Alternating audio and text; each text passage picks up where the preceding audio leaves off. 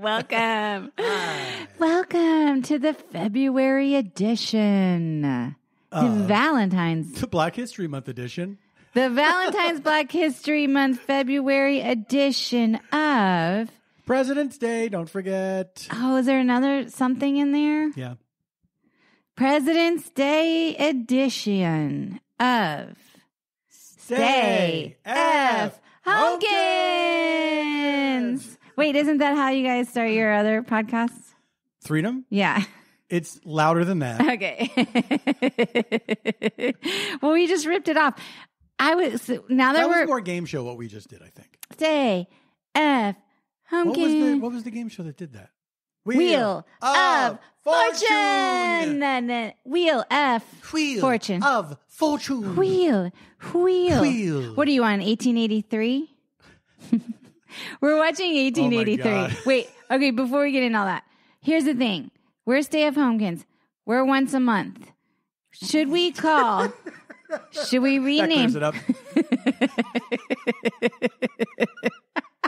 Should we rename the show?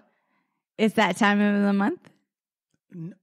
Who would want to listen to that? Why don't we call it Aunt Flo? Aunt F. Tompkins. Hi, the everybody. F is for Flo. You guys didn't know it. You heard it here first. The F is for Flo. Okay, sorry. Did you know that H.P. Lovecraft, his name was Heavy Period Lovecraft?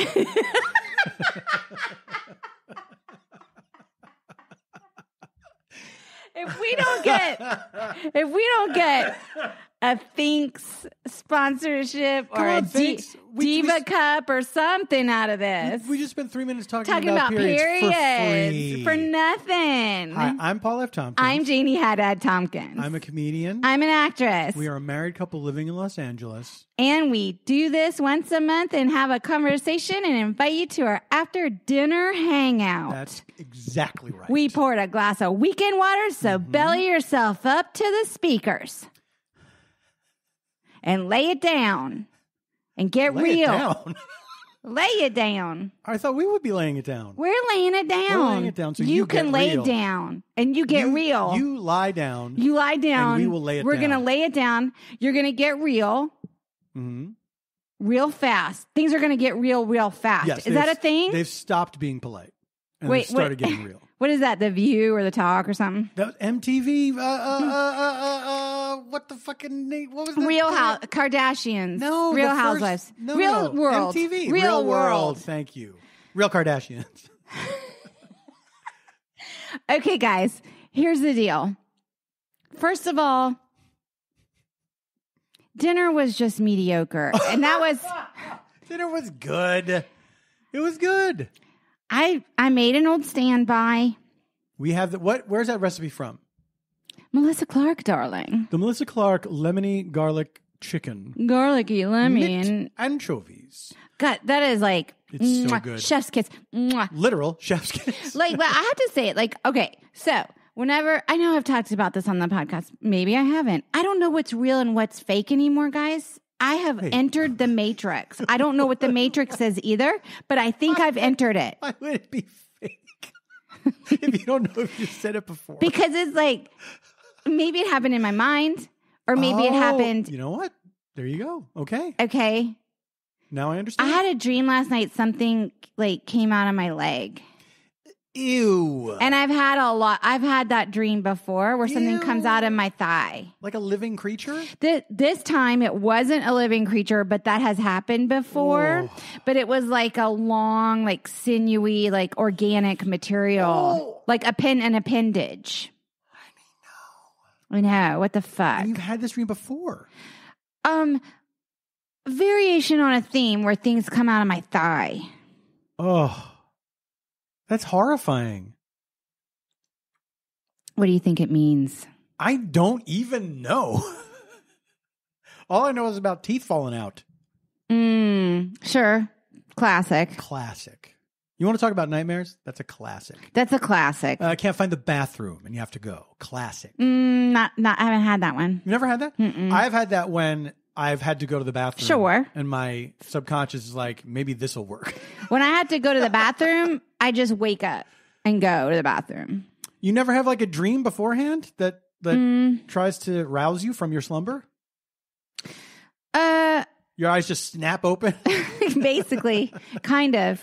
Yeah. Maybe your bladder is communicating directly with your eyes. Maybe.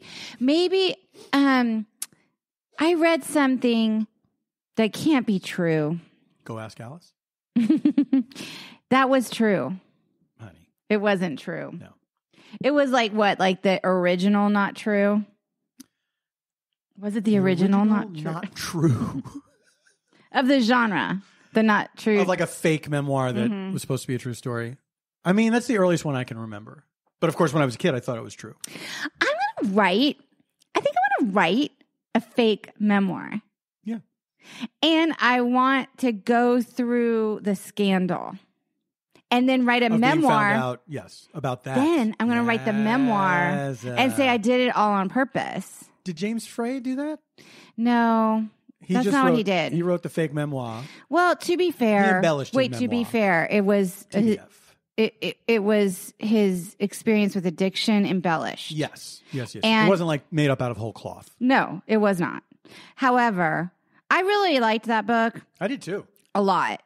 However, it was scandalous because Oprah picked the book.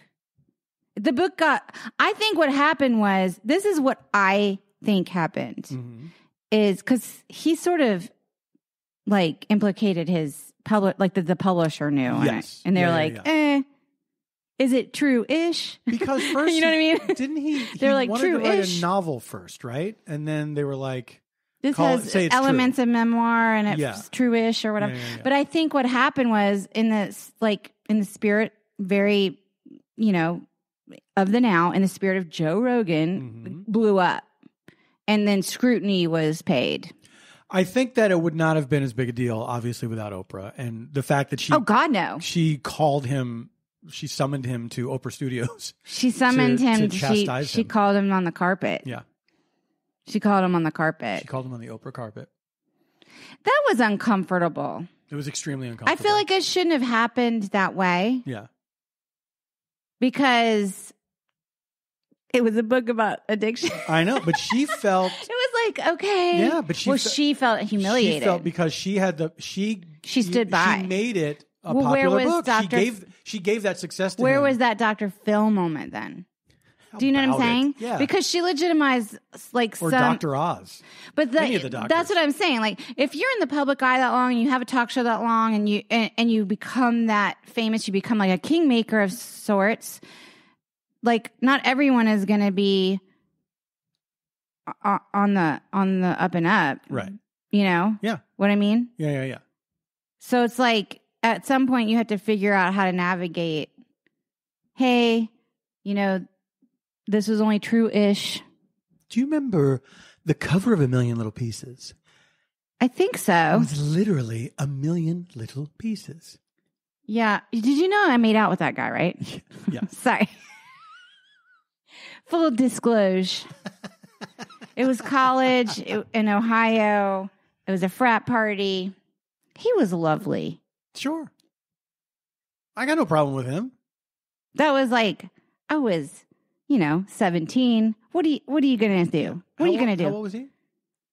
He was older than me. Mm-hmm. How much? I don't know. He could have been 19 or 20. Creep. What do you mean? I was in college. I was this guy. It's on. I was like really cute. What is he? Matthew McConaughey in Dazed and Confused? Well, I was really, in his defense, I was really cute. Especially that night at that. But I know Nicole's. My God, how vividly do you remember this? I'm just saying. I know I would have like brung the the sauce. Or you're whatever. saying, did I see how you were dressed? Is what you're saying to me. I was probably dressed grunge, sure, just as was my way. Mm-hmm. But whatever, it's fine. I think he's a smart guy. I'm not. It's a weird thing that happened. Yes. It is, absolutely. And I get where Oprah felt like, I have my brand and you have fucked up my brand and I have to do something. I can't just let this go. this is what she decided she had to do, was to get him in person to admit on her show. Yes. But still, you can't help but feel for that guy who's like, I fucked up. I fucked up and I just tried to make a book. Fucked up and it went crazy. But my point is this. I'm going to write a fake memoir, go through the scandal, and then write the memoir about going through the scandal, the fake memoir, and be like, guys, it was never fake because I did this all like on purpose. It was never fake because it was part of my... Should we cut all of this out? Because I feel like that's going to hurt the sales of the fake memoir.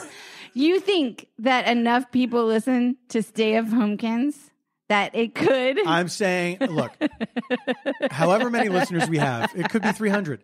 One of them is a narc. And so when the book comes out, someone will go and complain. You mean this is like, again, I've got Joe Rogan on the brain, I guess. Ew. This is my Joe Rogan. That's too bad. Like, it's going to be like a compilation of me talking about faking my memoir, and it's going to go viral. And they're going to be like, y'all, she fucking said it 1,000,000 times. That's right. 1,000,000 little times. Yeah. Can I change the subject very briefly? Why? Is it hot in here? Oh, it's fucking hot in here. It's like should a we turn on sauna. the air? Oh, weird. In February in Los Angeles? Well, do you know, like, it was 90 degrees today? Yeah, I felt it. I'll do it. You vamp. Ow. Kicked my knee. Also, remember, I had the oven on and all that. I mean, true, but it feels summertime hot. That's Los Angeles for you, everybody, in case you weren't aware. But it's not always 70 degrees and sunny. Sometimes it's 90 degrees and sunny, and it's February when it's supposed to be cold times. Thank you for doing that. By the way, it's like weird in Los Angeles right now because it was like really cold. I think it was like really cold last. Like we'd wake up and like the house would be 50 degrees. Yeah. And now all of a sudden it's like 90 degrees. Like I don't know what is going on. To quote one of my favorite movies, Lawrence of Arabia, that is the desert.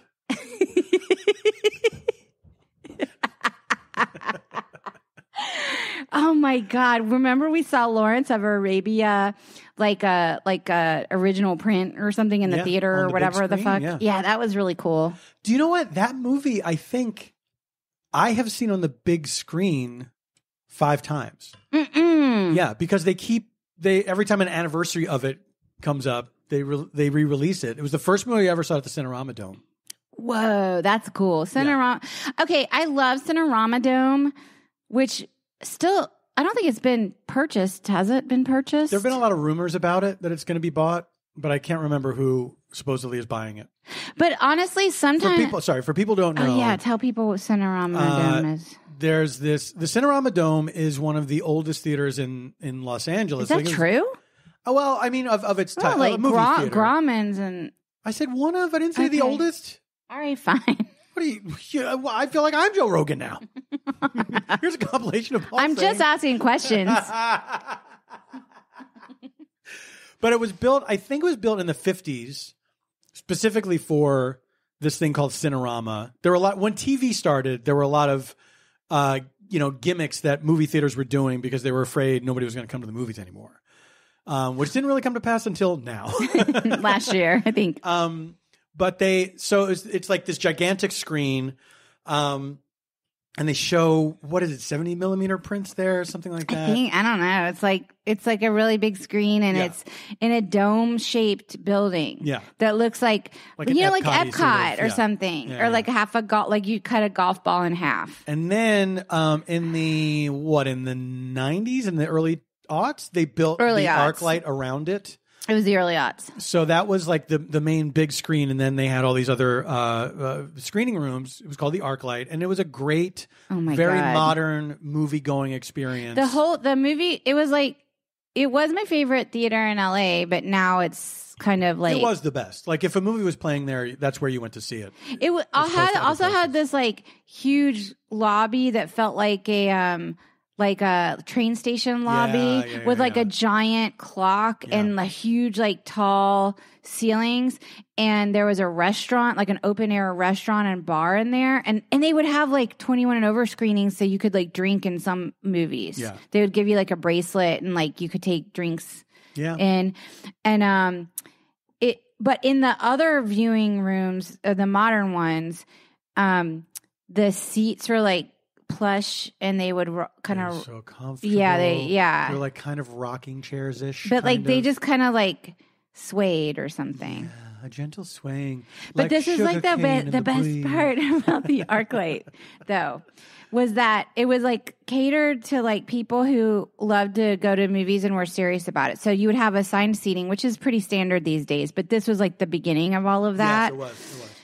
And when you go into the screening room, and they had these ushers that would come and give a curtain speech, and they were all like, you know, like dorks. Aspiring actor. I was going to say, but everyone in LA is like an aspiring something. I would say there were more likely aspiring writers and directors that worked at the ArcLight rather than actors. Yeah, because sometimes they were awkward, but every now and then you'd get like an actor that was like, all right, we're here to see Star Wars. Exactly. You know, da-da-da. And then they would like give this curtain speech, and it would be like giving you tidbits about the movie you're about to see. They'd be like, the running time is this. And did you know that Quentin Tarantino has a foot fetish?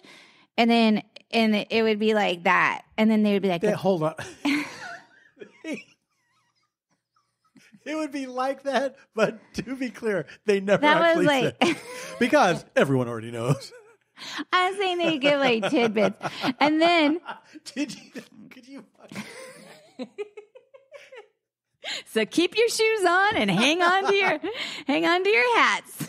Did you know Robert Blake was acquitted of murdering his wife, even though he really actually did? I mean, that whole thing was crazy. What a time. Anyway, yeah. So then they would be like, if at any time the temperature is not good, or someone's like, you know, talking too much, or any problem with the lights, anything, or the sound, you just come right outside. We're going to be right outside there for you, and you would feel so taken care of. Yeah. And I don't know how, I must have seen a million movies there. Oh, yeah. I mean, there was a time when I lived in Hollywood, it was like, I would go there all the time. Our two favorites were the ArcLight and the Vista, the Vista was the opposite of the ArcLight. The Vista was an old theater that remained old. I think at one point they got some new seats. I think Quentin Tarantino bought that place. Yes, he bought that place during quarantine. And now he does show like opening run movies. Yes. Yeah. It's not like the vintage. It hasn't reopened yet, has it? I don't know. I feel like we would have heard. The ArcLight I like better than the Vista. I like the ArcLight. No, but we used to live right up the street from the Vista, and it was fun to go there and walk there, see a movie, and then you go to the Mexican cantina across the street. You have some beers and some tacos. That place closed too. It's all crumbling. I mean, now we got to change the name of the podcast to Old Los Angeles. Do you remember when? What else is closed down? Well, okay, speaking of movies, guys. So our friend, can I talk about Scott renting the movies? Yeah, sure. Oh, okay. Yeah. So you can do this thing where you can rent the movies for your friends now for like, I hope it's affordable. I'm assuming it's affordable. It's extremely affordable. I think it costs like $100 or something. I hope so. It's that's like okay. a bunch of people can chip in. And it's fucking great. You have the room to yourself. Yeah. So he could, and it's like, you know, for COVID times or whatever. So he was like, going to be screening Jackass the movie. Is it called the movie? Jackass Forever. Yeah. Okay. And do you want to go? And I'm like, we got to go because I just want to get out of the house. Like, I'm in a place now where I'm like, I'll do whatever. I'd never seen Jackass anything. I will say this. There was something about the Jackass. Remember how that show that they used to have at UCB, the found footage? Yes. No, it wasn't the found footage. It was the illegal video. Effed up and illegal video. Yeah. There was a spirit to it that reminded me of that. Only there wasn't the illicit thing about it. That was the only difference, was like you were seeing this footage of stuff that they absolutely wanted everyone to see versus like in the effed up and illicit videos, it was like contraband underground stuff. Well, yes and no. I mean, that was the conceit of the show, but these videos were not necessarily like smuggled out of North Korea or something.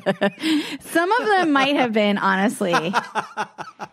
Like there was some strange. That was a fun show. That was hosted by Matt Walsh and Matt Besser. And this is when you and I both lived right up the street from I was UCB. obsessed with that show. Yeah. And it was a midnight show. I was like, it was literally my favorite. I know I've talked about this on the podcast before. I'm just recycling everything. I can't remember if it's come up on the podcast before. Really? But I used to be on that show a lot, and I went through my entire video collection of old things. Yeah, didn't you call yourself Saul X? Yes, Tom we Kiss, used fake names. fake names and stuff. And they would act like they would.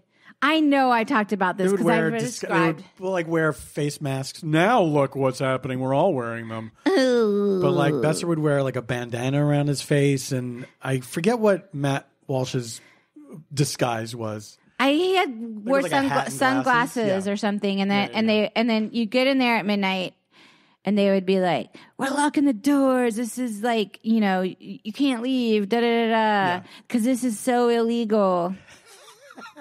It's so they illegal. Do like a bit which always ended with somebody getting killed.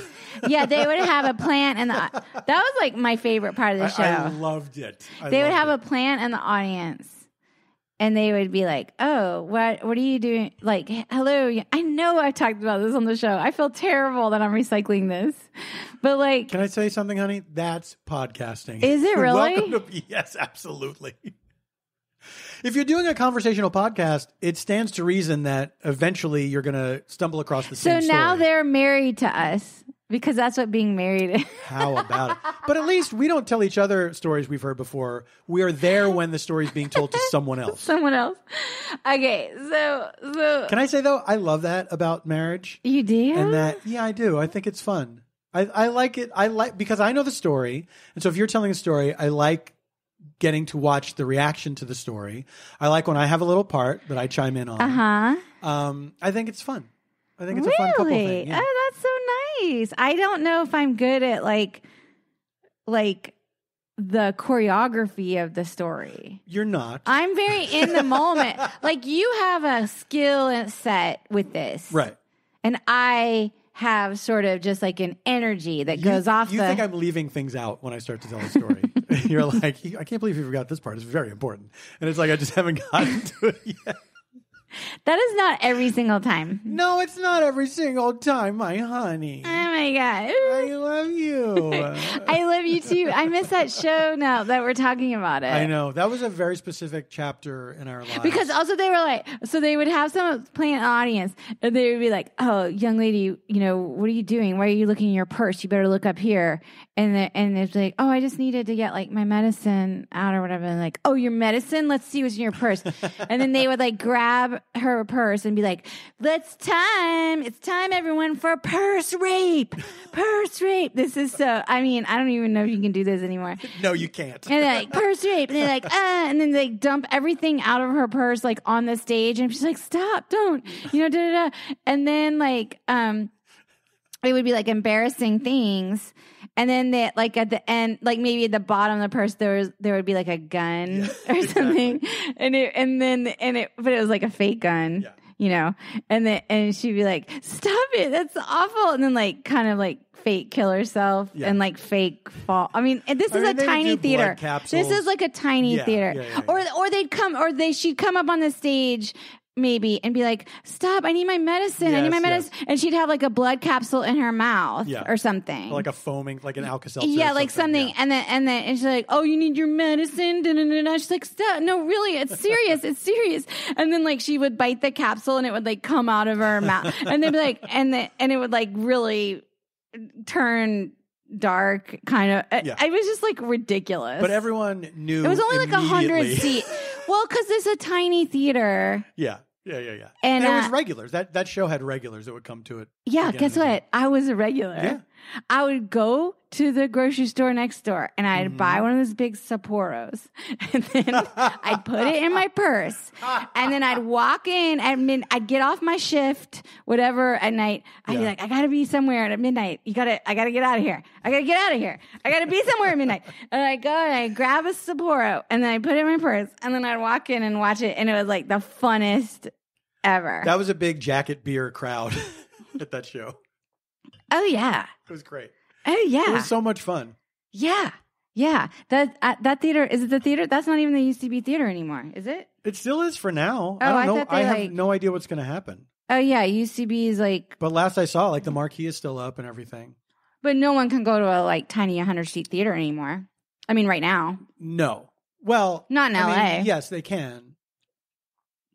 Oh, if they show like There's- proof of vax and wear a mask and all that. Yeah. People are doing that kind of stuff. I just don't know what's happening with the UCB.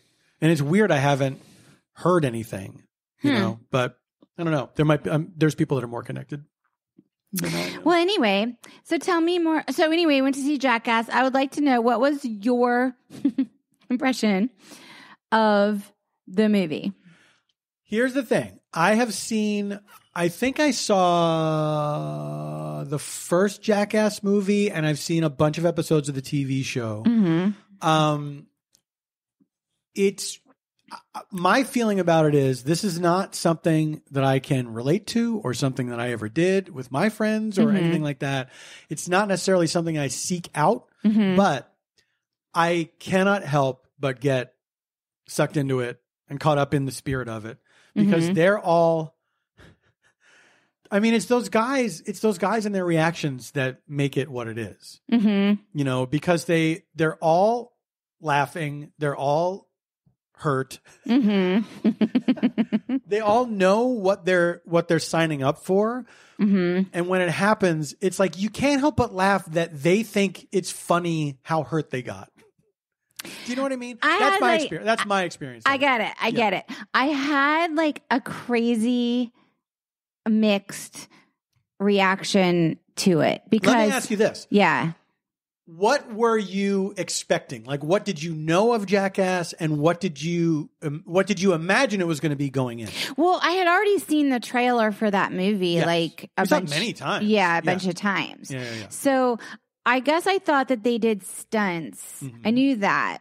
And I knew that they hurt themselves because the guy in the trailer said, like, I've had like 10 concussions and blah, blah, blah, blah, blah.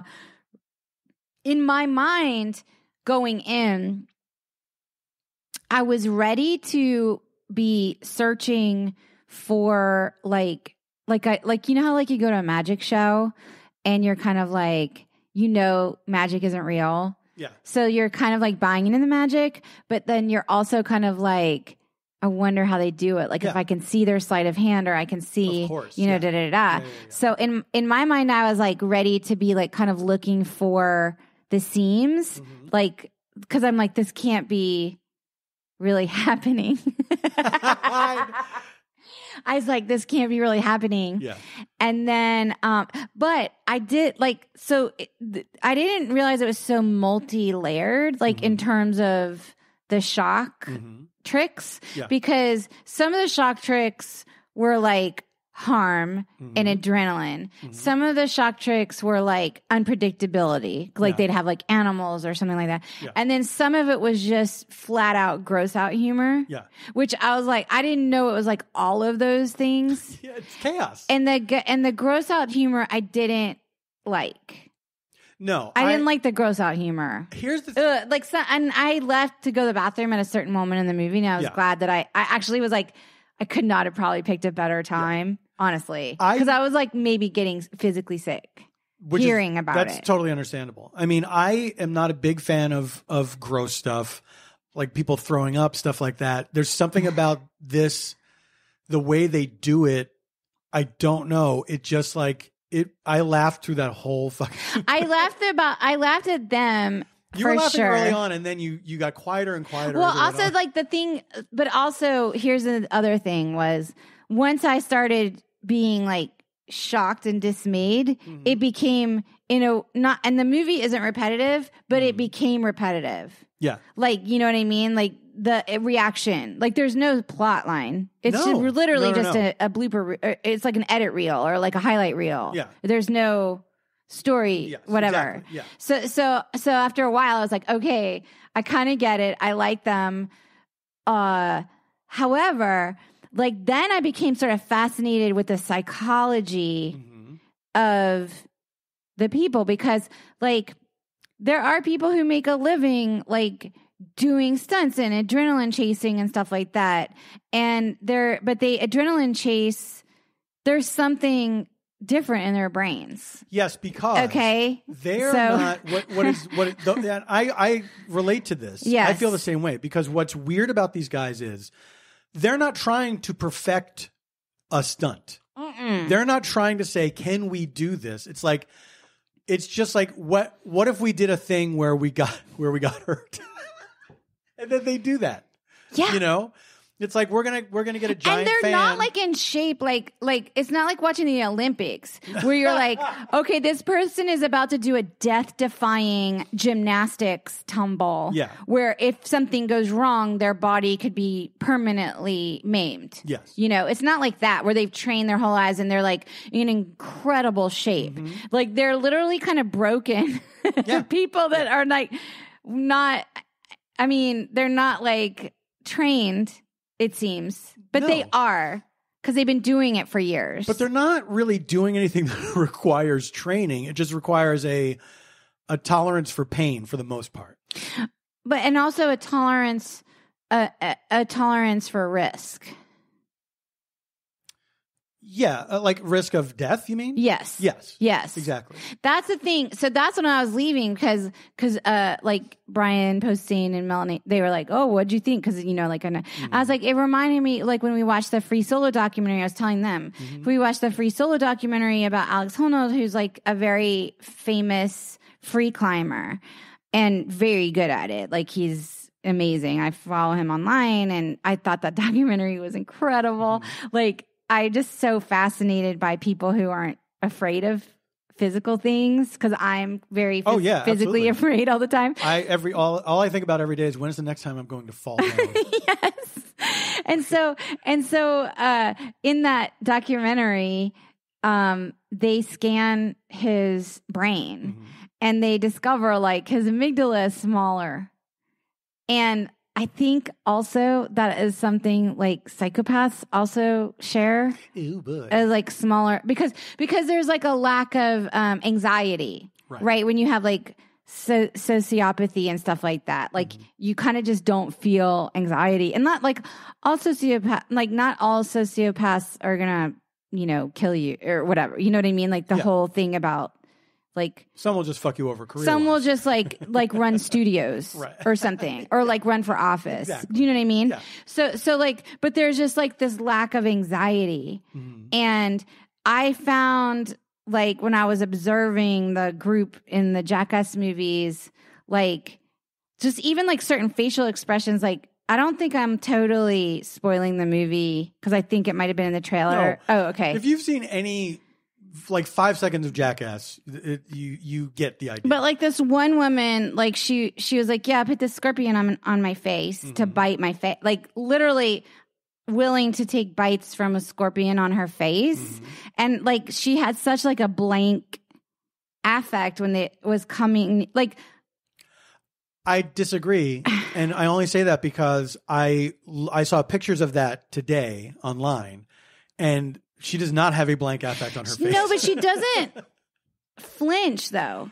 She has like a tense look. Yeah. She has a tense look. But like, I feel like just generally, in like, I'm being very general and I'm not a scientist, guys. We should have said that up top. That we're not scientists. This is my Joe Rogan moment. Put it in the show description. You're just asking honest questions.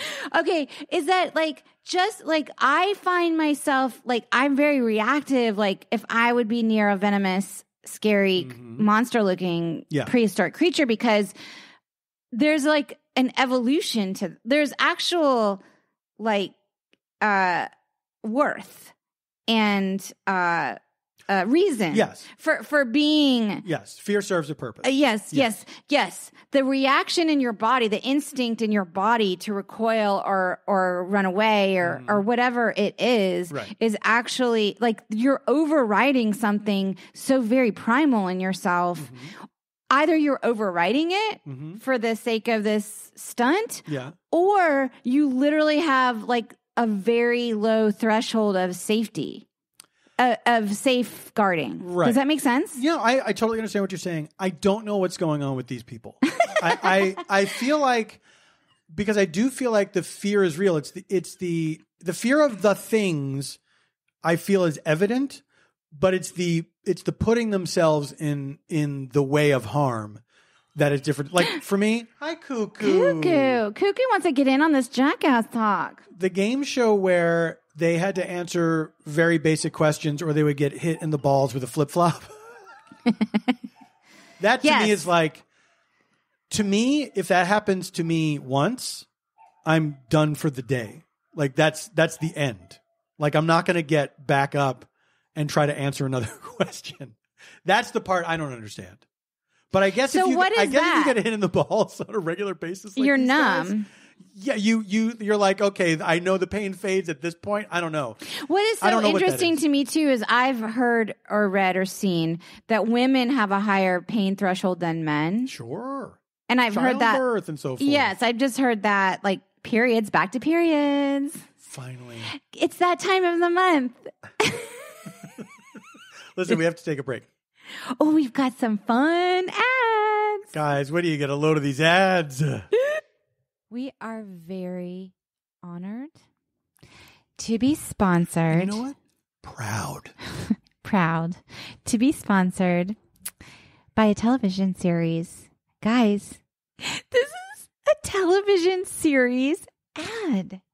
And it's a very special one because you know John Hodgman, friend of the show, from Judge John Hodgman and best-selling humor books. The Daily Show. He was in that Pitch Perfect 2. Pitch Perfect. He's in that TV show about the violinist. He was in the TV Mozart show in the Jungle. Listen, here's the deal. John Hodgman is a delightful, smart, wonderful. What else? I mean, I was going to say delightful, smart, and wonderful, but he's also like hilarious. But he's like, he's kind of fun. He's like one of my favorite friends. 100%. When we get together, we just gab our fucking heads off. Okay? So, you know John Hodgman. You also know other friend of the pod, the very hilarious and smart David Reese. And tall. He's tall. You know him from his podcast, Election Profit Makers. You know his show, Going Deep with David Reese in 2 incarnations. You know his famous Get Your War On comics. Okay, well, so you know John Hodgman and you know David Reese. Did you know? Oh my God, they don't know this. Wait till they hear. That David Reese and John Hodgman paired the fuck up to make an animated comedy series called Dicktown. Dicktown is the name of the show. And guess what? It's an hilarious animated show where they play essentially 2 boy detectives that have grown up. And you know what's fun about it? It's from the producers of Archer, so it kind of has that look.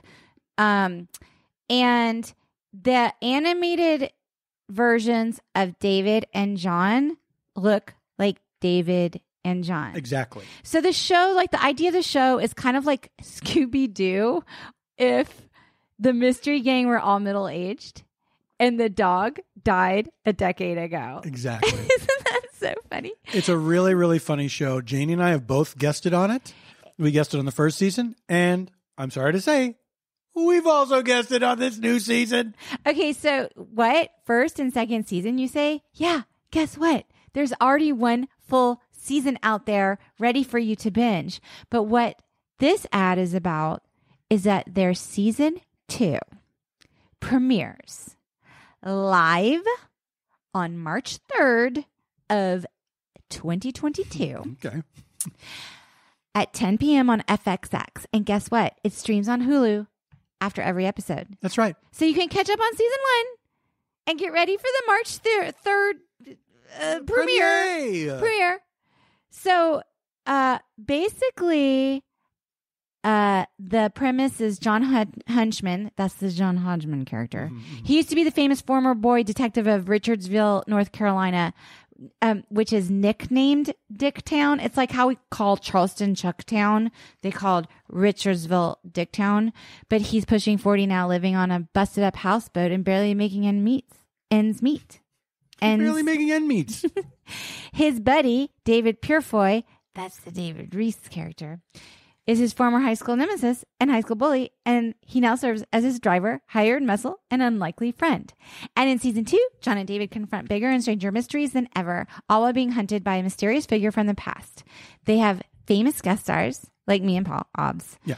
Amy Sedaris, Anna Akana, John Early, Jamie Lee Curtis, Amy Mann, Fortune Feimster, John Glazer, Mike Mitchell, the Doughboys, Jean Grey, and there are... Mike Mitchell and the Doughboys. Sorry, Nick Weiger. Mike Mitchell.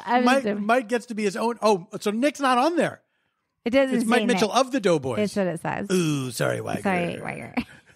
There's original songs composed by Michael Penn, who is like Mage, as well as John Flansburgh of They Might Be Giants. The theme song is performed by, and this is very of the now, Weird Al Yankovic. Did you know they're making a biopic about him? Starring Daniel Radcliffe? Yes, you did. So please check out Dicktown. It's PG-13 because there are a couple of swear words and a couple adult themes, but there's not sexy adult themes. You don't see dick. So much as You'll see more penis in Jackass Forever. the way John described it was the adult themes were creeping irrelevancy and even though I'm an adult, when do I start feeling like a grown-up? So we're so proud and so excited and also so honored that their show is sponsoring on our podcast. Yes. Tonight's Thank you, episode. guys. And this is a very, very funny show that I personally am a fan of. Despite, I'm not just the president, I'm also a member. Please check out Dicktown. Tell your friends, tweet about it, and enjoy the comedy. March 3rd.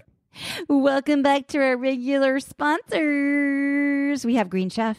What is Green Chef? That's what I hear you saying. Duh. It's a CCOF certified meal kit company. A meal kit company. Meat can be a part of it because sometimes meat is in meals. Green Chef makes eating well easy with plans to fit every lifestyle. Whether you're keto, paleo, vegan, veg, gluten-free, or just looking to eat more balanced meals, Green Chef offers a range of receipts to suit your prefs. By the way, I'm a fan of Green Chef. Personally, this is not just me reading a sponsored ad. This is me saying, like, I love Green Chef. And when a Green Chef box comes in the mail, I'm so excited because it takes all of the thinking out of meal planning and it's convenient and easy. It makes cooking easy so you can spend less time stressing, more time enjoying food and home-cooked meals. They are America's #1 meal kit for eating well with dinners that work for you, not the other way around. And they always have an always changing variety of easy to follow receipts. That's recipes if you're Southern. Means there's something new to discover each week so you never get bored, honey. Okay? So I personally am a fan. I'm not just a fan. I'm a member. Wait, I'm not just a client. Not just a client. You just said it. I'm not just you the just president. not just the president. I'm also a client. I'm also a member. Sure. Okay. Go to greenchef.com/homekins130 and use code homekins130 to get $130 off plus free shipping. Go to greenchef.com/homekins130 and use code homekins130 to get $130 off plus free shipping. Green Chef. Have you ever really thought about where toilet paper comes from? Why are you laughing? For the most part, it's coming from North American old-growth forests, and every day we're cutting down thousands of trees to make something that we use one time, then throw or flush away. Oh my God, I hope you're flushing it away. If you're in the Jackass movie, you might not be. Real paper uses fast-growing bamboo in their paper products instead of virgin tree fibers from our forests. That sounds smarter to me. Me too. It sounds more sustainable. I'm just spitballing here. Hey, sometimes the peanut gallery makes a good point. Just like the grass on your lawn, bamboo regrows onto itself. So they're able to harvest, just like me over the holidays. Am I right? So they're able to harvest the same plant over and over instead of cutting down trees. Now look, they sent us this toilet paper. It's good toilet paper. You need to have this paper in your toilet area. And we used it, and we are endorsing it. It's effective. It does what it's supposed to do. It does its job. It does its job. Without me going into a lot of detail. Yes. And you don't dread it. It's not like a toilet paper that you're like, I'm going to save some money. And then, oh no. What toilet paper we're talking about. Like the toilet paper at your job. We've all had those jobs where it's like, hey, man. Like the DMV or something. Oh, man, I hope those people don't have bad toilet paper at the DMV. I have not either. Well, and maybe in the employee bathroom. Okay. If you work at the DMV and your toilet paper is bad, get real paper. Tell your supervisor. Real paper it's soft, it's strong. It's just like any name brand. Honey, thank you. But look, this ad is not about me and how emotionally intelligent I am. This ad is about real paper.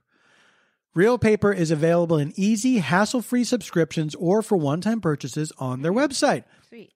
All orders are conveniently delivered to your door in 100% recyclable, plastic-free packaging. The packaging is good.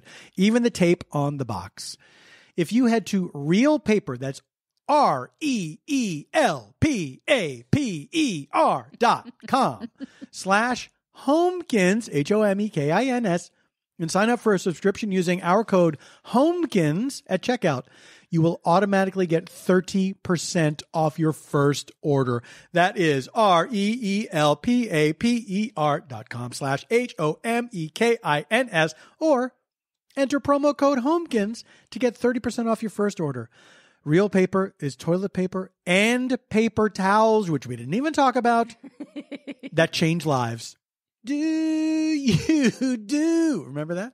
Feels like I do.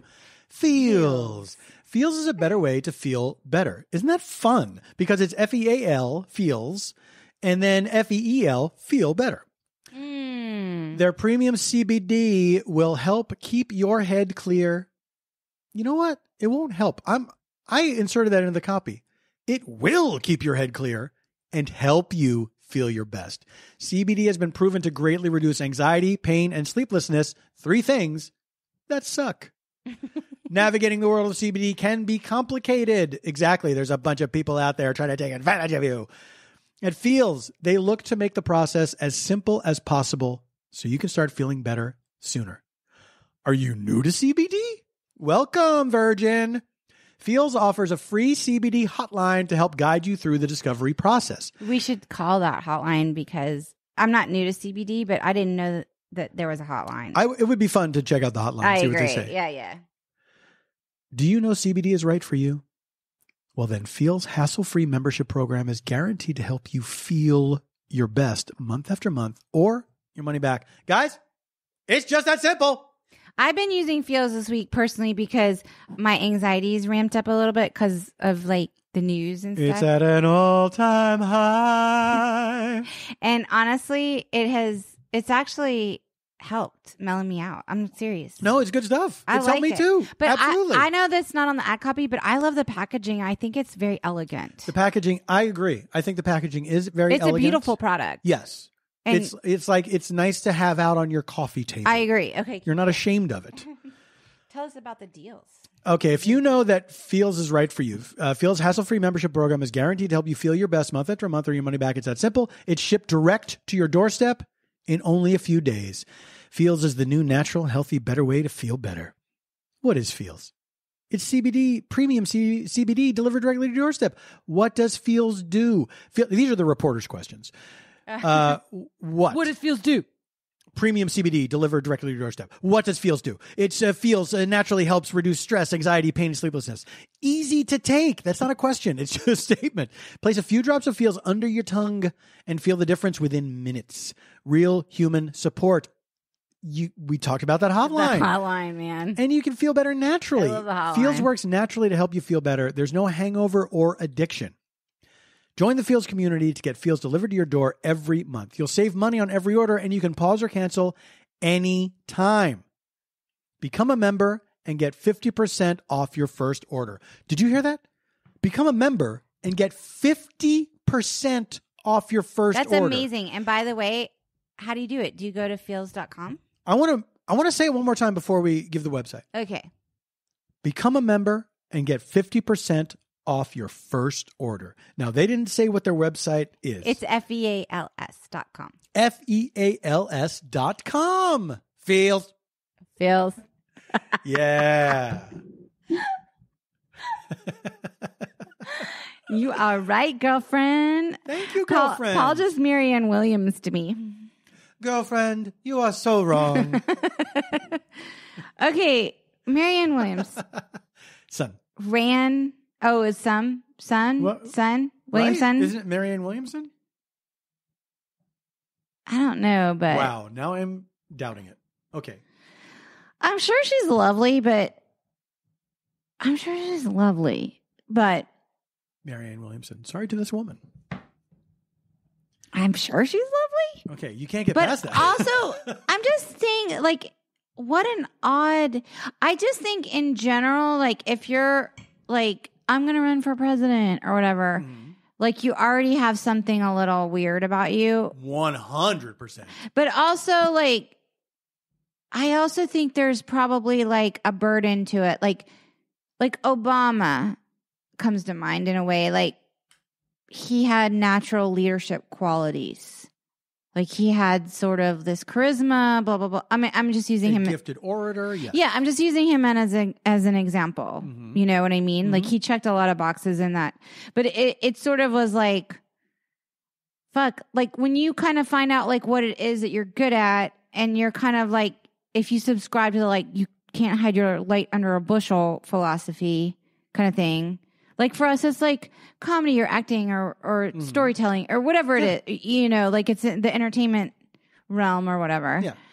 But like, if you're born as Obama and you're like, fuck, I'm like really measured and intelligent and charismatic and I have empathy and blah, blah, blah, Well, blah, blah. you're not born that way. It's like this is, you know, he achieved these qualities over the course of his life. Yes, then you're getting into like nature. I mean, yes. I'm not saying nurture wasn't a part of it. Or nature wasn't a part. Yeah. But yes. But I'm saying like at some point in his life, and I read his book. So like at some point in his life, like the writing was on the wall where it was like, yeah, I can do this really fucking hard job. Well, he saw his chance. You know what I mean? He saw his chance, but he also knew he did know he was capable of doing it. Right. But, and this is not to say, and it takes a village. It takes a village. It takes a village, but it is like, that is the number one qualification for president is you have the idea that I can be president. Right. It's wild to think about. It's really wild to think about. But Obama was one of the less, like insane seeming people that said Obama wasn't like part of a dynasty or part of a, you know, political. I agree. But I'm just saying, like, back to Marianne Williamson. Sorry. I don't mean to throw shade on, I don't know her. I don't know whatever. But like the whole clown car thing of like the presidency and all of that stuff, it's like, and some people run knowing that it's not, that they're not going to get it. Like some people run for other reasons. Oh, for sure. Yeah. But those are never the people that get elected. Well, one time exactly. It happened in 2016. When things work properly, when the planets are aligned properly. Yeah, if people are like, I know what I'm going to get out of this. This is going to get me a lot of attention and whatever. Yeah, I need the free publicity or whatever the fuck. Or maybe, you know, I'm sure like at some point, whatever. I just think it's so interesting that Marianne Williamson was like a self-help guru person that ran for president. Yeah. I just think that's weird. Yeah. And now fucking Dr. Oz is running for Senate. Oh, that's right. Yeah. I don't know. But to me, that's what Trump unleashed was all these rich people who were like, though, because oh, I can do that too. No, because we had like Ross Perot. I mean, I don't think he unleashed. He just made it look like it was achievable. There was exactly. He made it seem like it was achievable. So then all these rich people were like fucking Tom Steyer, whoever. They're like, yes, I could do that I'm sorry, too. are you throwing shade at Tom Steyer? 100% I am. No. Yes. Tom Steyer was my guy. Honey. He was my guy. Because my neighbor bought me Tom Steyer pins right. Because I kept saying I was on the Tom Steyer. I was like on the Tom Steyer train. No. Honestly, he said things I totally agreed with. He said things that I agreed with too, but I was like, no, motherfucker, I'm not going to vote for you for president. I liked the things he had to say. You liked that he had a tartan tie and a tartan belt. I liked that he said shit that was like fucking real talk shit. But it's real talk shit from a billionaire, which is weird. It wasn't weird because I think some billionaires can be eccentric in the way of the greater good. But it's not for the greater good. No, I feel like he wanted. No billionaire he was like, "I'm a self-made billionaire. I want to give back. I understand what I made my money on the backs of, and I want to like." Okay, Paul's shaking his head no at me. Too little, too late, Tom. Paul's shaking his head no at me. Sorry. Wait, I will say this. Had I did not vote for Tom Steyer in the primaries. I'm just putting that out there. Let's make sure people know. By the way, I don't even think he was still in the primaries by the time it got to California anyway. So, but I wasn't going to vote for Tom Steyer in those primaries.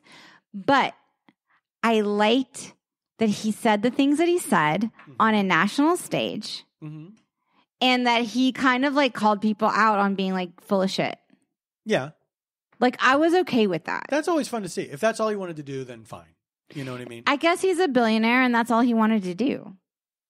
I guess. And go back and wear his kilt or whatever. I think I'm always suspicious of these people in the wake of Trump, where it's like all these famous people or just weird rich people that are like, oh, I didn't know you could actually do it. Like you actually become president. He didn't strike me as that kind of person, but I will say this. I could see going MAGA for Tom Steyer. Like I could see myself going into the cult of Tom. Like I could see where I could have gone. That's chilling. I'm saying if I had to you heard what you just said, right? What I'm saying is this. I could see going into a cult for this guy. What I'm saying is this. For 6 years now, 5 years, I've tried to put I've tried to find, I guess empathy is the word, but that's not really the word I'm looking for. Like logic behind going. Understanding. Yes. Yeah. Like what is it about going into MAGA? Like what is that about? Mm-hmm. I could see it if Tom Steyer were the figurehead. Like if he were the figurehead, I'd be like, okay, I get it. He's speaking the thing. He's saying exactly what I want to hear. Right. I don't know if he believes it. I would need some time to know if he believed it. Mm-hmm. I would need more time with him to know. And there may have come a time where I was like, he doesn't believe it. He just wants my support. You know what I'm saying? Yeah. But like, I would really want someone who believed it. Well, yes, you know what I'm saying? Exactly. Yeah. Like he's up there preaching reparations or whatever. And I'm like, yeah, like he understands, like whatever. I would say, why don't you get started, Tom? I mean, why don't you in whatever fucking state, what state is he from again? I don't remember where he's from. I think California, isn't he? Why don't you take care of all the reparations for California? By the way, our unhoused, okay, whatever. Yeah. I'm not going to get into that. Exactly. But what I'm going to say is that, but also it's not just California. Because the housing, there's like a housing, like every article I've seen this week is about how like housing is unaffordable to new buyers. And I'm like, great. And they're about to raise interest rates. Mm-hmm. There's a lot going on. And also we're about to get in World War III with Russia and China who've declared like a new world order. Okay, great. Yeah. That's cool, right? Did they declare it together? Yeah. Like, it's us now. Yeah. They did. Great. And also they're probably like about to take over Ukraine. And by the way, we're in NATO. And so we have like pledged. We have no choice. Well, that's what a treaty is. We have to do it. We pinky swore. And no one ever backs out of a treaty. I don't understand foreign policy, so I'm not going to weigh in. Look, here's the thing. I'm not going to weigh in. Accords are very easy to back out of. Treaties, well, that's a tough thing. I'm not going to weigh in, but I will say this. There could be some long game of not honoring a treaty. That's bad. I'll say Does that make sense? Let me say, I understand what you're saying, but let me quote I think it was the great poet Boy George who said, "World war is stupid and people are stupid and love means nothing in some strange border." Wait, that was a quote from Boy George? That was a song, yeah. You don't remember that song? World war is stupid and love is stupid. No, but I want to listen to that song tonight. Oh, yes, that sounds familiar. That sounds so I brought familiar. it to life. You got to admit. You really did. All I'm saying is, look, everything is bullshit. We're in. I think that there's nowhere to run and nowhere to hide. That's what I think. Oh, yeah, we're totally fucked, for sure. So now what do we do? You're looking at it, baby. We keep podcasting until it all falls apart. Honestly, I think we're stuck in the podcast simulation. We might have to go back to weekly. If there's a World War III, we might have to go back to weekly. Yeah, if we have to hunker down or bunker down, let's start digging under our house and make a bunker. I'm not digging anywhere. Like if there's a world war, no, I don't want to go in the bunker. I just would die. Where do you want to go? Where should we go? No, I'll take the radiation hit. Okay. Like I'm done. I had a good run. What if we went to Iceland?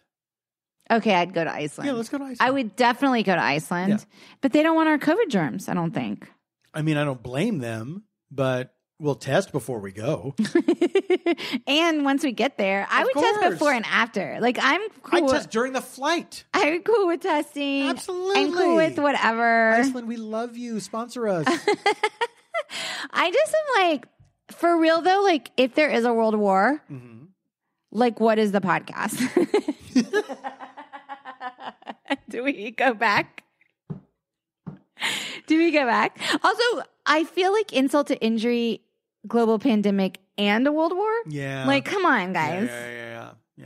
Like, that's not I know. cool. Like, I can't live through a world war. I don't have it in me. I know. I feel like I don't have it in me. I feel like during the pandemic in this country, we were like, can we please have $1,000 from the government?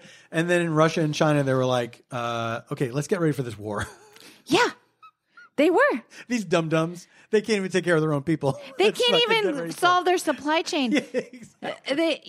They fucking jam up a canal or whatever. I mean, that wasn't necessarily, but I'm just saying like. They're like arguing that it's like, no, if you add this stimulus to this stimulus, it makes $2,000. They love us like dickering over like $1 or $2. Yeah. While they're hoarding all of the world's like we always like in America, like we're like, the 1% in America. That's not really the issue. It's a global. No, it's a global. It's a global issue, but it is an issue here in America. No, but I'm saying like they love that we're squabbling about it in America while they're doing it like times 1,000. Well, but they're doing it. Like we're watching Succession, like, oh my God, they're horrifying, blah, blah, blah, blah. And they're literally like, we have all of the world's water supply and we can down your electrical grid. Like we're watching Succession and they're like, oh, you can't use the private jet anymore, the PJ or whatever. But that's what makes us fools. Don't you understand? That's what I'm saying. We are fools. Because we're not focused on the bigger... No, we're fools because we don't just say we should tax these fucking rich people. That we're fools because we're arguing about that and the argument is ongoing. That's why we're fools. No, we're fools because we're dickering over what they think is like $10. That's what I think it is. We're fools. Yes. We're fools. We're fools. For sure. We're fools for sure. That's the name of the episode. Surprised They didn't sponsor Marianne Williamson's candidacy. Who didn't? Russia? China? The big two. They didn't need the to. BFFs. They didn't need to. China, Russia, BFFs. Doo-dah, doo-dah. I mean, and what is China's deal? Like, are they cool with the bloodshed? I mean, they are because they're doing like that They whole seem like to be very genocide cool with it. thing. Yes. But also, like, they're kind of like, okay, we're cool with the bloodshed, but we also want to look respectable. Like, we want to deny. Whereas Putin and Russia are like, we're fine if you think we're murderers. I don't know if China wants to look respectable. I think they just like lying. I think they just like saying like, yeah, we're not doing that. And of course they're doing it. It's the same with Russia. I don't think they're any different in that way. What or is the it? United States. Is the United States a superpower anymore? I mean, we're just a large land mass. Yeah, I don't know. Yeah. This is the decline. I mean, are we? I don't know anymore. I don't know. Also, by the way, maybe it's okay to not be a superpower. Maybe we could be like one of those like smaller European countries that's totally taking care of their, like minding their P's and Q's, looking after their citizens. Like who? Like Finland or whatever the fuck. You know what I'm saying? Scandinavian country. Those people. What, that's not European? No, I don't think so. Oh, they're not part of Europe? No. What are they part of? Scandinavia. Oh, shit. I have an American education. But here's the thing. I have an American education. I do too, and so I might be wrong. So I know nothing. But Jon Snow. Let's try to name. I know nothing, Jon Snow. Let's try to name the countries of Europe. No, are you fucking kidding me? No, because I'm bad at geography. This is like humiliating right now. No. This is fucking humiliating. Let's see if we can do it. Wait, but how many are there? I don't know. I'm saying let's see if we can do it. I can tell you right now, I can't do it. Let's start. By the way, Paul beats me in Trivial Pursuit like every time, so I feel like but this not is on like geography. Let's start. Okay. France, Europe. Italy, Europe. England, not anymore, but geographically, yes. Wait, the Brexit means they're like not They're Europe? not part of the European Union anymore. So does that mean they're not part of Europe? The continent? I think they're part of the continent of. Well, they're an island. Do we need to name the continent? I feel like we drank too much. Asia, Australia, Antarctica. We drank too much on this one. North America. South America. 2 more. Greenland. Greenland. Australia. I said Australia. Africa. Africa, thank you. And Europe? Asia. I said Asia. You did? Asia, Australia, Africa. Those are the 3 A's. North and South America. Is South America a continent? Yes, of course South it America. is. Okay. And Antarctica. Antarctica. By the way, I feel horrified by this on so many levels. I'll tell you what.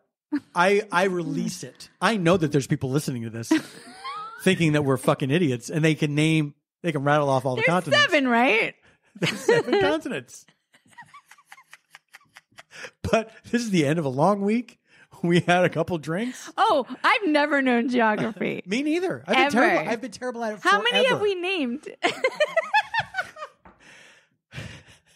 Africa, Asia, Antarctica, Australia, North and South America. North America, South America. There's only one left? There's only one left. The North one. The North Antarctica. What's that one? The North Antarctica. No, ant means the opposite. So there's not the South Antarctica. No, there's not there's only one Antarctica. Where's Antarctica? Are you thinking of the poles? The North and South Pole? Yeah. Yeah, they don't both have their own continents. Greenland. Greenland is not where are you getting that from? What is Greenland a part of then? It's not a part of something. I think it's an island, but it's not its own continent. Australia is an island and a continent. Oh, excuse me. Pardon me, all to hell. This is the dumbest we've ever been on this show. It's great. I don't think it is. I think it might be. It's a contender for sure. There's totally one missing. It's got to be Europe, I guess. The European continent. Wait, did we say Europe? No, we never said Europe. We were trying to see if is there another one, because the whole conversation started with is Europe a continent? Europe's a fucking continent. So England was part of the European Union. It's considered Europe, I think, in the continent, the travel sense, but it's not connected to the continent of Europe. But it's part of the continent of Europe. No, it's an island, honey. It can't be part of the continent. Yes, it is. I know it's a fucking island. That's not the conversation. The conversation. It's a sceptered isle. What is New Zealand part of? The continent of Australia. Is it? Sure. No. It's not. No, Paul. Every country is part of a continent. That's not true. Yes, it is. Yes, it is. I don't believe that that's true. Yes, I think Australia is oh my God. its own land mass. United States, Canada, and Mexico are countries in the continent of North America. Yes, I get that. Hawaii's an island. Because they're all connected. Hawaii's but an Hawaii island. is not literally, physically a part of the continent. Yeah. And also, New fine, Zealand not and Australia physically. are separate governments. They're not part of the same thing. No, continents are just like a collection of countries. No, that's not true. Yes, it is. It's a physical landmass. No. Okay, I'm sorry. I'm on the Gilded Age, and I'm saying, oh, darling, I'm going to the continent. I'll be traveling to the continent. That meant Europe. That meant it could mean London. It's true, because that meant Europe. But that's a fucking island. That's what I'm saying. UK's an island. England's an island. Part of the continent of Europe. We're going to have to Part of the continent. We're going to have to look this up. And look, we should cut this out. We should cut out this entire second But half. we're not going to. We're not going to? We're not going to. Guess what? It's not misinformation because it's not even information. So it can't even be misinformation. And what's good is no one is looking to us for information in the first place. By the way, if it's not information, which this isn't, it sure isn't. it can't be misinformation. Here's what this is. It's non-information. Should I look it up? I'm going to look it up. Alexa. No. Good night. Please. Good night, honey. Oh, I thought you were tapping out. No, I was saying good night to Alexa. What are you looking up? I'm looking up what a fucking continent is. Oh, like the definition of a continent? Yes. The definition? Yes. It's a collection of countries. Continent. Any of the world's main continuous expanses of land. Africa, Antarctica, Asia, Australia, Europe, North America, South America. That's not 7. The mainland. 1, 2, 3, 4, 5, 6, 7. Yes, it is. Okay. The mainland of Europe as distinct from the British Isles. Well, fuck you, definitions. You know why we're bad at geography in America? Because it doesn't make any fucking sense. That doesn't make any fucking sense. Why doesn't it make any sense? Why wouldn't a continent just be a collection of countries in that area? Because it's referring to the physical landmass. That's allowed to have a term. That's so stupid. Honey, I agree. I think it's fucking dumb. Why do we... Archaic use, a mainland contrasted with islands. Thank you. The maritime... Thank you, archaic use? I'm an archaic user. I'm an archaic fucking user. I'm an archaic All right, archaic use. Guess what? You know what that's called? That's called vintage. And you know what else it's called? Fucking cool. Vintage is cool. Honey, I can't disagree. Archaic is cool. Retro? Retro? Okay, yeah. Retro, anyone? Retro, like, yeah. Okay, when I say continent, I mean like islands too. Okay, that's like the rest. Outmoded much? Okay, you're just like a strictly like continuous landmass. Whatever. Honey, this is a true low point for both of us. I don't fucking care. You know what? I don't either. You know what? I don't fucking care. I don't fucking care. Because I'm over it. And also World War III. And also Second Martini. Wait. I feel like the second one hit you hard. You weren't exactly like walking on a, touching your yellow nose. line. Touching the alphabet backwards. Yeah. What are you? Ossifer. Oh, Ossifer. I don't care. You know what? I don't fucking care. No. And you shouldn't. Now let's get to recommendations. Do you have any? Of course I have recommendations. Let's hear them, baby. But I wasn't ready. But okay, fine. Do you need a cool down period to get to recommendations? Kinda. Okay. How should we cool down? You tell your recommendations. Well played. That made me take off my glasses and set them on Did the you table. dose me during the... No, I did not. Someone did, though, and I think you might look in the mirror to find the culprit. The first one, you were fine. You know what it is? By the way, I had to put on a Kinship Goods sweatshirt in the break because we turn on the air conditioning. And I was like, on the break, I was like, wow, Los Angeles is the only city I've lived in where you might have to turn on your air conditioning and your heater in the same day. Did that not happen in Texas? Texas is... No, it doesn't happen not in where I lived in Texas. I lived in Dallas. And in February, it's cold? It can be, yeah. It can. There was like ice stormy. Yeah. But it won't be like cold in the morning and then hot.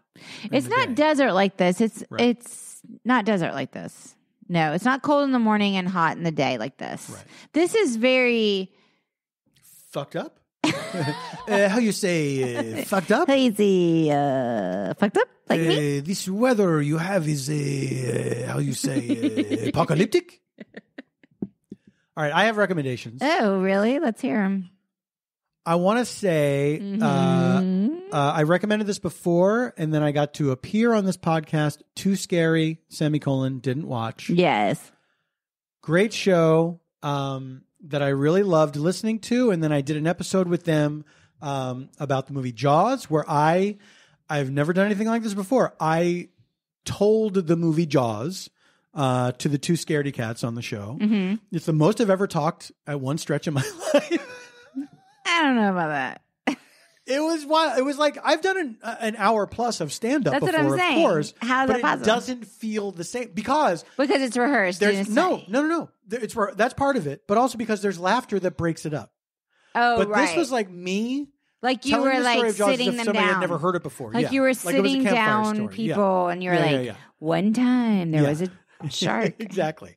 I'm going through the movie, beat by beat and explaining everything that happens. It was a lot of fun. They're great. Since then, I've been going back and listening to their back catalog. I have like a little ritual lately where I play video games at night and I turn the volume down on the video game and I listen to the podcast as I'm playing the video game. Mm-hmm. And it's very pleasant. And so I'm up to, I think 2021 with them. So I'm closing in on being current.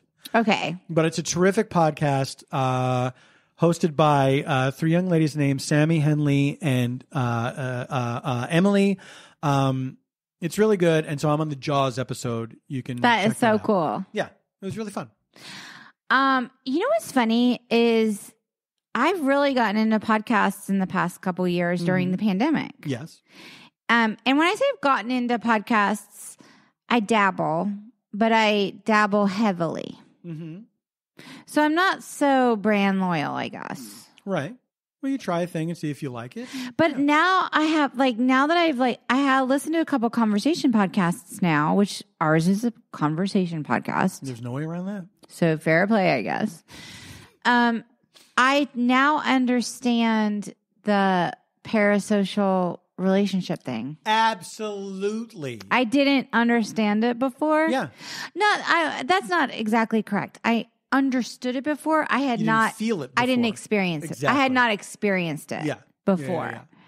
And I understand, or I now have experienced the whole parasocial thing where I'm like, oh, these are my guys. These are my, whatever. Yeah. So I listen to these kind of dorky guys called The Watch. And I love television. So I have this television obsession.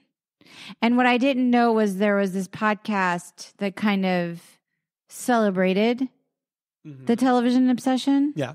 And so I listened to these two guys and they're like from Philly and it's hilarious. Because, no, I mean, the podcast isn't hilarious. I'm saying it's hilarious that I listened to this podcast. But they are frequently funny, these guys. Are they? Yeah, I've listened. I've listened to it while you you're walked listening in. to it. I mean, but they're not like comedians. No. But they're friends, and they They're joke around. friends. And, They're yeah, friends. yeah. Oh, right. Their friendship is lovely. Yes, it is. That's what I like about it. Yeah, kind of. Also, I think they're from Philly. Oh, for sure. I can hear it in the accents. Oh, you can? Absolutely. But who tell you haven't said the name yet? It's called The Watch. The Watch. Yeah, The Watch. I have to mention that I mentioned it before, but just in case you didn't check out my episode of Totally Rad, and also my episode of Scott Hasn't Seen, which was making me laugh because we did the movie Flashdance. And then I was like bummed that we didn't also do the movie Dirty Dancing because you were playing the song Hungry Eyes. And I was saying how I could have told Scott that the song was, when we sang it in the 7th grade, it was Hungry Thighs. Yes. Which was like did everyone else slut shaming. Did everyone else sing Hungry Thighs to the song Hungry Eyes? Let us know. But now, hold on a second. I wasn't playing that song. It was on a fucking video that I was looking at on Instagram. I wasn't like, let's fire up. I kind of want to also plug. Hungry Eyes. I also want to plug Busy Phillips is doing her best because first of all, full disclosure, we were on an episode of Busy Phillips is doing her best, which you can check out. Busy and her co-host Casey are friends of ours. They're friends of ours, but I feel like the last few episodes have really hit a stride for me where I'm like, okay, I get it. You're like fired up. I'm fired up a little bit. I get it. Recent episode about NFTs was great. A lot of questions that I had that were answered by someone who studied. Yes, I can't remember his name, but he's Mike Bender. Yeah. Oh, that's right, because he has the weird name that's like Mike Binder. Matt Bender. His name is Matt Bender. His name is Matt Bender, and he says he gets this all the time. Yes. But other than that, what are you watching? Because Resident Alien Season 2 is out now. Okay. There are 3 episodes in. I love that show. I think it's terrific. I really love the first season. Second season is so good. Great performances, really funny. I'm kind of enjoying Pam and Tommy. I think I revealed on a previous episode that I read Seth Rogen's memoir, and I've kind of somehow discovered that Seth Rogen is someone I should be friends with somehow. He doesn't know that. Him and his wife should be friends with me and Paul. I feel like Paul and I should be couple friends with Seth Rogen and his wife, who's like a producer. I now follow her. Whatever. Okay. I'm enjoying it, and I didn't know that I was going to enjoy it. I didn't know that. Yeah. But I feel like there's a tone it's striking that is appropriate. It's tricky because it is like somebody's personal trauma that didn't sign off on it. Yeah. That didn't sign off on it. And reportedly, she is bummed that this is out. This is like a thing. She's not happy about it. No, I agree. I think you're right. But what does Tommy Lee think about it? I don't know. Because they're all still alive, apparently. Motley Crue is all still alive. Yeah. Some people they interacted with are not. What do you mean? What does that mean? Didn't Vince Neil what are you talking about? kill a guy? What? Yeah. Weren't they the subject of The Dirt, that movie? Was that Motley Crue? I thought what? By the way, I watched that. Who was it? I watched that movie and I liked that movie. I know. We differed on that one. That's okay. I enjoyed it. I know. I forgot that movie existed because I think it was pre-pandemic. It was. I feel like it was. I feel like it was right before the pandemic. We should have saved it for the pandemic. God. I probably have been crawling on my hands and knees. Please let me watch you.